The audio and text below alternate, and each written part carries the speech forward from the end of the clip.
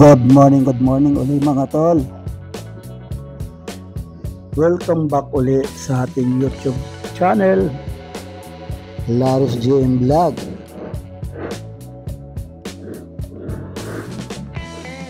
Galing tayo niyan mga tol sa Mountain Treasure.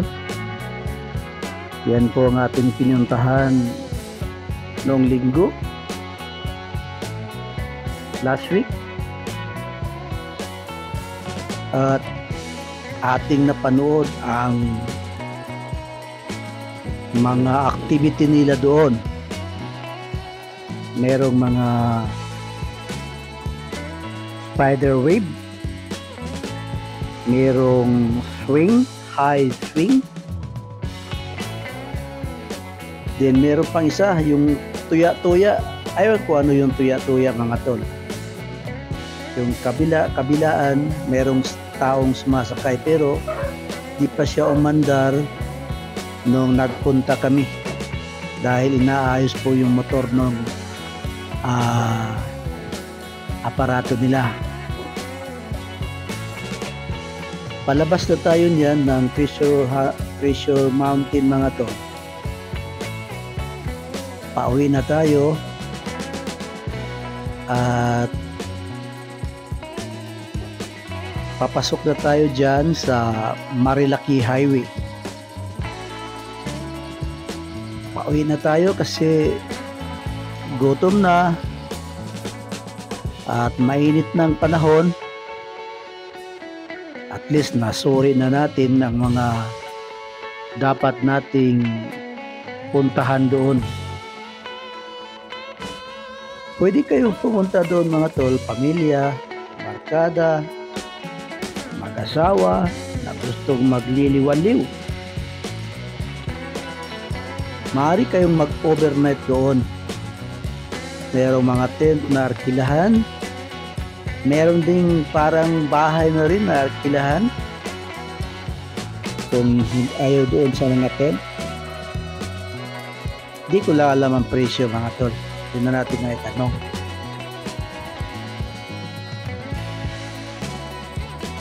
Ang ganda doon mga tol, gaya ng nasabi ko dati, kung pupunta kayo, kailangan maaga para hindi mainit. Kasi kahit bundok siya, may mga puno siya, maaari kayong sumilong doon para di kayo mainitan. Subalit, hindi kayo makagala doon sa may mga batuhan at hindi kayo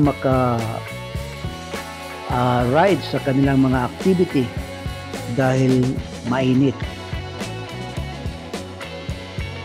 Diyan naman sa mga tol, Marilaki Highway, maayos ang kalsada dyan.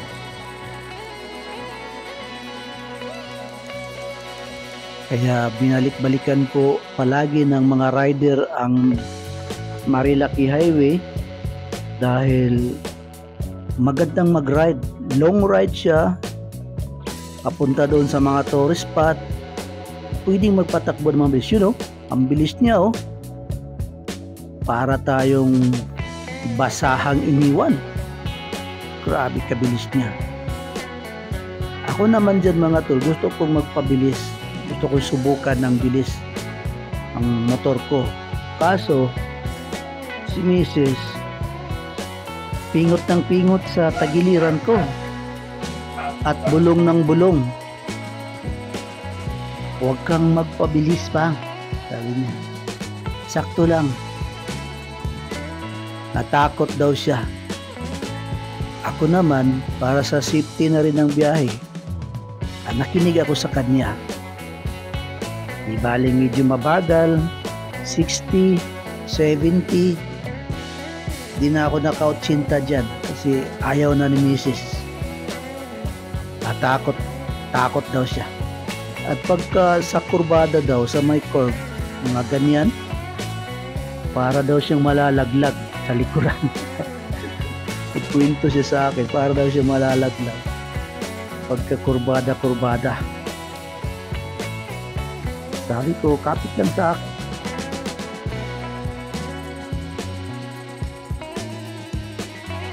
Pero mas mabuti na rin na meron tayong kasama, tagapuna, para maiwasan natin, ang bilis Hindi talaga yung ibang mga rider dyan. Ang bilis-bilis talaga nila.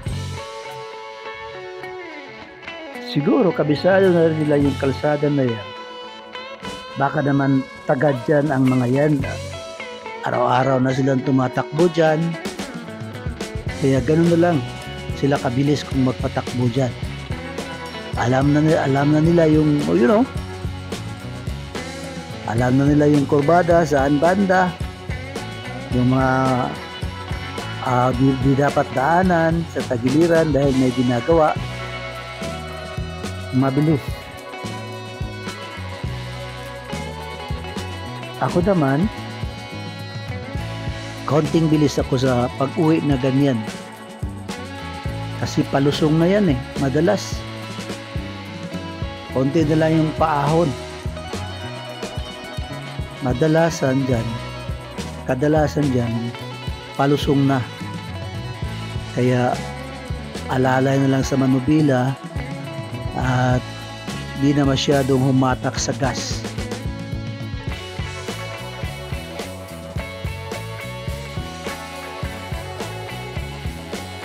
Bago po tayo mag-ride mga tol, paalala po, kailangan check po natin ang ating motor o anumang sasakyan yan, ang kanyang preno, kanyang gas, di ba tayo maswerted sa daan, yung preno, kumakagat ba, kasi mahirap na. Pagka long ride, kailangan check po natin mabuti para sa ating safety. Ako naman mga tol, kada biyahe kailangan po mag-pray. Pray po muna bago bumiyahe para gabayan tayo sa Diyos at iiwas tayo dyan sa mga disgrasya sa daan. Bantayan tayo ng ating mga anghel de la guardia sa ating mga biyahe. Ang tulin niya mga tol. Ganda tignan yung mga matutulin. Kaso lang, itong sa likod ko talaga, yun ang iniisip ko. Mas okay na rin siguro para sa ating safety at hindi tayo manggigil sa ating biyahe. Kasi pag ako naman nanggigil sa biyahe, talagang nahataw ko talaga yung gas ay yung gasolinador. Yung wave ko na luma nung bago pa yan sa akin, umabot ako dyan 90, 100 daan sa may Marcos Highway ang tolin niya. Pero ito ngayong bago rider, di pa ako naka-80 dahil parang takot na rin ako dahil pakiramdam ko dyan sa 60 at 70 ang bilis na niya. Iba doon sa wave, ibang lakas niya. Konting hatak mo lang, ang bilis na. Kaya sakto na yung makasisinta. Diyan sa daan na yan mga tol, sisinta lang talaga takbo ko dyan. Bababa pa nga ng 50, 55, pagka pumalag na si Mrs.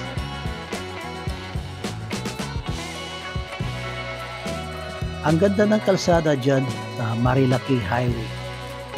Shout out sa taga Marilaki, taga Marikina, Quezon at Laguna. Kaya yan po ay tinatawag na Marilaki Highway. At kung kayo mga tol ay hindi pa subscriber sa channel ko, please subscribe and pakihit na rin ang button para updated po kayo sa sunod pa nating mga upload. Marami pa tayong pupuntahan mga tourist spot dyan sa Tanay. yung mga nadaanan namin, pinaplano na namin ni Mrs. kung kailan muling pupunta.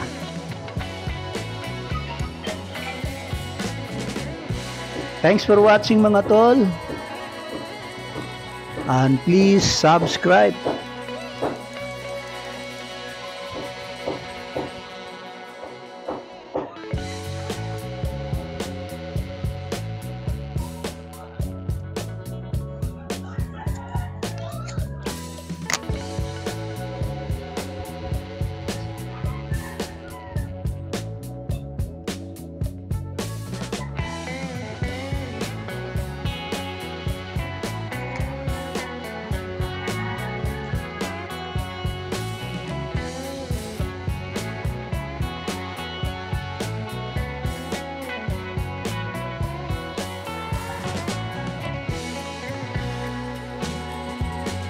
Mataas ang video na yan mga tol.